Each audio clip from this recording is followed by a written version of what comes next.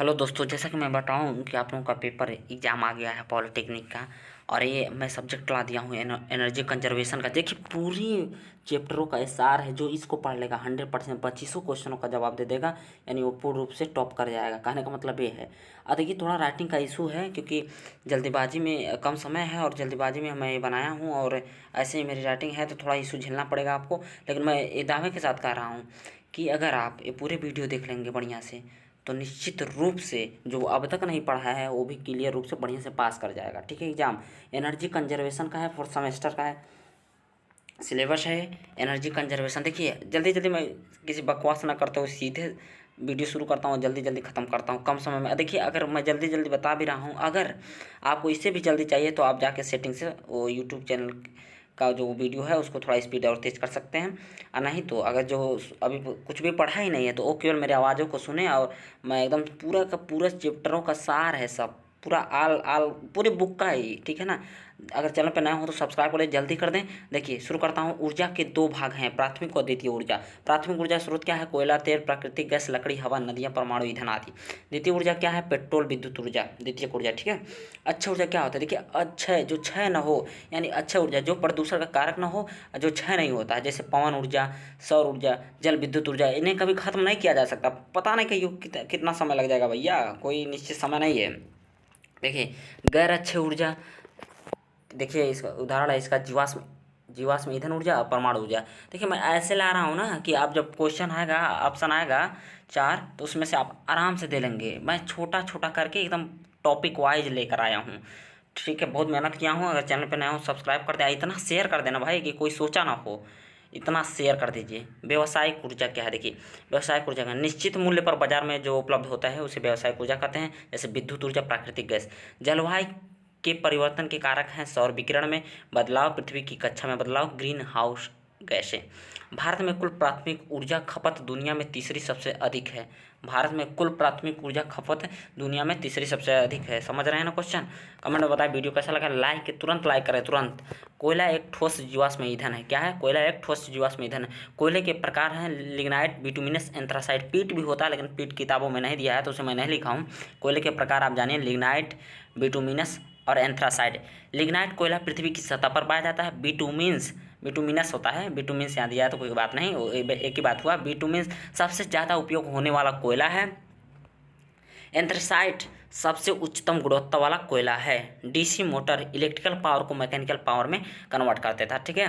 Compound motor क्या है? Differential और कम्युलेटिव है। ठीक है। थोड़ा इशू झेलना पड़ेगा क्योंकि जल्दी जल्दी बना रहा हूँ और वीडियो, क्योंकि आपको पूरा पता कम समय में बहुत ज़्यादा आपको गेन करना है, तो इसलिए वीडियो जल्दी जल्दी है थोड़ा।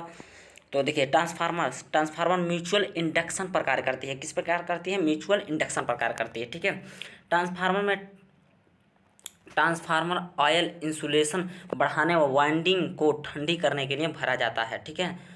ट्रांसफार्मर जो ऑयल होता है इंसुलेशन बढ़ाने व वाइंडिंग को वो ठंडा करने के लिए प्रयोग किया जाता है ट्रांसफार्मर में। ठीक है। ट्रांसफार्मर में लोड, करंट, फ्लक्स पैदा व आयरन व कापर लॉस पूरा करता है। ठीक है। ट्रांसफार्मर में जो लोड करंट होता है। कॉपर, तांबे की बचत करना ऑटो ट्रांसफार्मर का मुख्य लाभ है। देखिए, कॉपर यानी तांबे की बचत करना ऑटो ट्रांसफार्मर जो होता है उसका मुख्य लाभ होता है। ठीक है। देखिए, वीडियो बस देखते चाहिए। थोड़ा सा अगर क्लीन ना दिख रहा हो तो जाके यूट्यूब सेटिंग से हाई क्वालिटी पे कर दीजिए। सब स्टेशन क्या है? कम वोल्टेज के लिए प्रयोग करने वाला ये है, एक युक्ति होती है। एसी सब स्टेशन 3 प्रकार के होते हैं। Pole type substation, outdoor substation, indoor substation. यानी जो मतलब पोलो ध्रुव टाइप के होते हैं। आउटडोर मतलब जो घर के बाहर लगा होता है, इंडोर मतलब घर के जो अंदर लगा होता है। देखिए, फुल फॉर्म में से पूछ सकता है। KW मतलब किलोवाट होता है। KVA मतलब होता है किलो वोल्ट एम्पियर। देखिए, इसमें बहुत से फुल फॉर्म है, आगे चल के देखेंगे, बहुत ही ज़्यादा है। अब बहुत ही महत्वपूर्ण है ये आपका ये जो वीडियो आप देख रहे हैं। KW मतलब किलोवाट, KVA मतलब किलो वोल्ट एम्पियर। ट्रांसफार्मर के 2 लॉसेस हैं, आप जानते हैं, iron losses and copper losses. Iron losses किस कारण होता है? कोर के द्वारा होने वाले हैं होते हैं, और कॉपर लॉसेस वाइंडिंग में होने वाले प्रतिरोध के कारण होते हैं। ठीक है। ट्रांसफार्मर के प्रकार, देखिए ट्रांसफार्मर के कई आधार पे प्रकार होते हैं। तो अगर देखिए थोड़ा सा वो होगा बढ़िया से, अगर दिख नहीं रहा हो तो उसको सेटिंग से सही कर सकते हैं, क्योंकि काफ़ी है धुंधला टाइप आया है तो कोई दिक्कत नहीं है। ट्रांसफार्मर के प्रकार, आउट वोल्टेज के आधार पर, देखिए आउट वोल्टेज के आधार पर step up transformer, step down. उच्चाई और अपचयी ट्रांसफार्मर इसे हिंदी में बोलते हैं। Step up transformer, step down transformer, ठीक है। यही अधिकतर अगर कोई पूछे कि ट्रांसफार्मर के को प्रकार बताइए तो आप स्टेप अप स्टेप डाउन बोल सकते हैं। आगे देखिए फेजेज की संख्या, फेज की संख्या के आधार पर क्या होता है, सिंगल फेज ट्रांसफार्मर और 3 फेज ट्रांसफार्मर। कोर की संख्या के आधार पर क्या होते हैं, कोर टाइप ट्रांसफार्मर। देखिए कोर के आधार पर 3 प्रकार के होते हैं, core type transformer, shell type transformer, berry type transformer, ठीक है।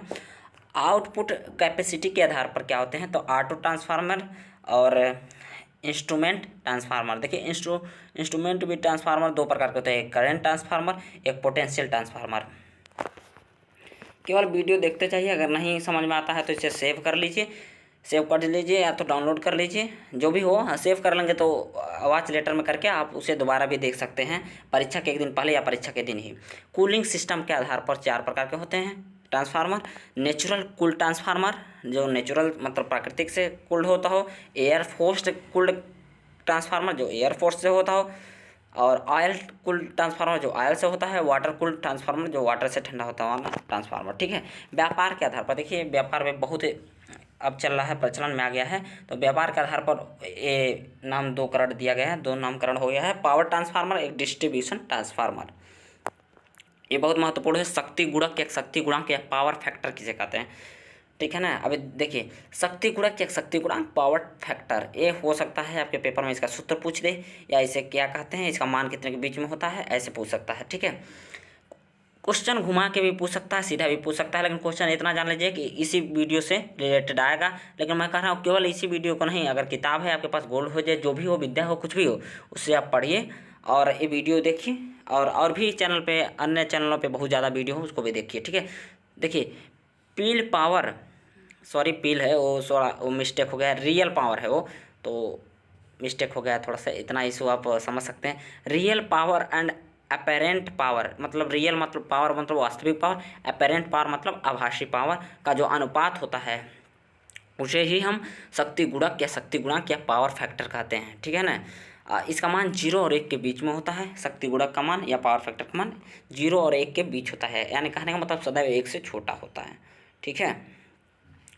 शक्ति गुणक वास्तविक शक्ति बटे आभासी शक्ति, बात वही हुई है। पीएफ यानी power factor equal to VI cos phi, ये सूत्र आप याद रखेंगे। पीएफ इक्वल टू VI अपन PF equal to VI cos phi। थोड़ा सा इशू हो जाता है भाई, जल्दीबाजी में वीडियो बना रहे हैं।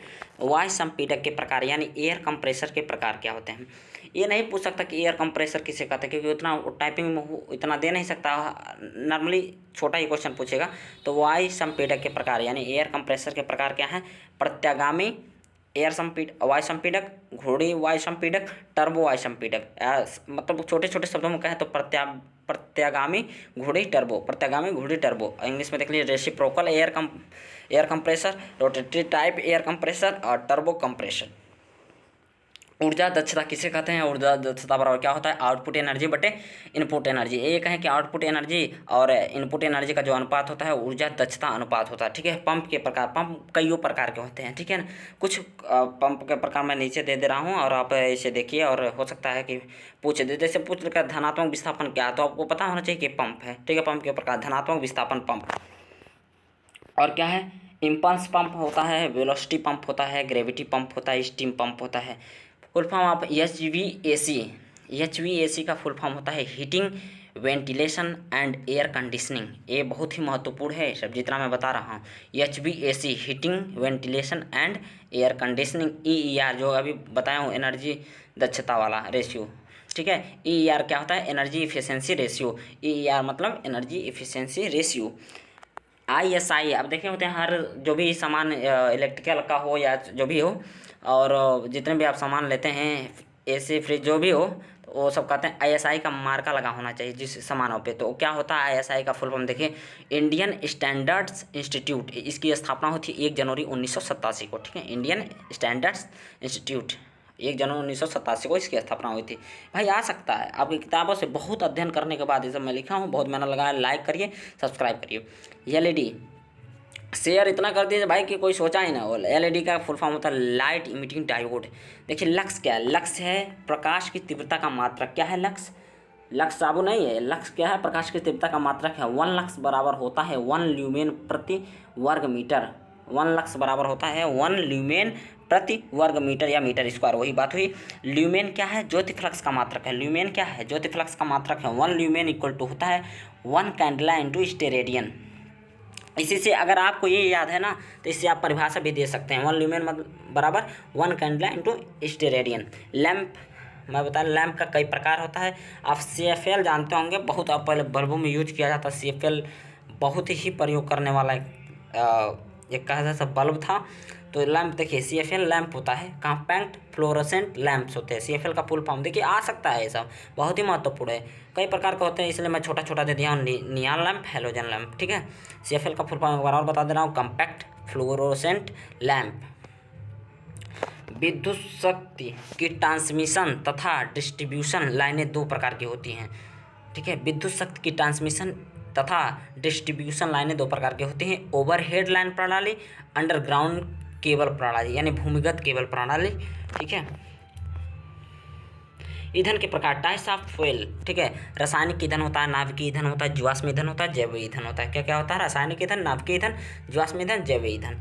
तापीय ऊर्जा का सूत्र delta Q equal to CM delta T, ठीक है। LPG का फुल फॉर्म क्या होता है? देखिए बहुत ही महत्वपूर्ण है। LPG का full form liquefied petroleum gas. 1 kilowatt hour मतलब क्या होता है? 3 दशमलव मतलब कितने जूल के बराबर होता है? तो होता है 3.6 गुणे 10⁶ जूल, यानी 3.6 इंटू 10⁶ जूल होता है। किलोवाट आवर इसका होता है 1 किलोवाट बराबर, ठीक है। ये आ सकता है 3.6 गुणे 10⁶, ये आपको याद रखना ही होगा। मोट क्या होता है? MOT metric ton of oil equivalent. MOT क्या होता है? MOT, metric ton of oil equivalent, ठीक है। बॉयलर के प्रकार, देखिए बॉयलर कई आधारों पर विभाजित किया गया है।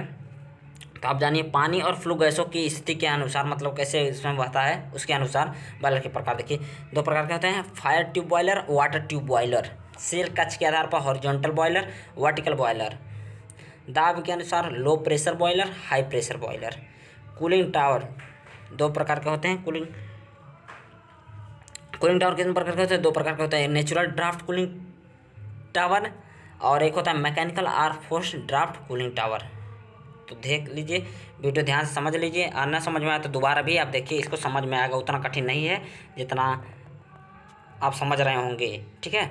अब देखिए सारा चैप्टर का सार है भाई, सारा चैप्टर का सारा शेयर करिए, लाइक करिए, सब्सक्राइब करिए। देखिए ECBC का फुल फॉर्म क्या होता है? देखिए आप ये बहुत ही महत्वपूर्ण है। फुल फॉर्म से संबंधित एक भी क्वेश्चन आप छोड़िएगा मत। ECBC सही बोले तो एक भी क्वेश्चन छोड़ना भी नहीं है। एग्जाम में भी 25 क्वेश्चन आप 25 करिएगा, 50 आपको लाना ही है। ECBC energy conservation building code, इसकी मतलब जो स्थापना हुई थी 2007 में हुई थी, ठीक है।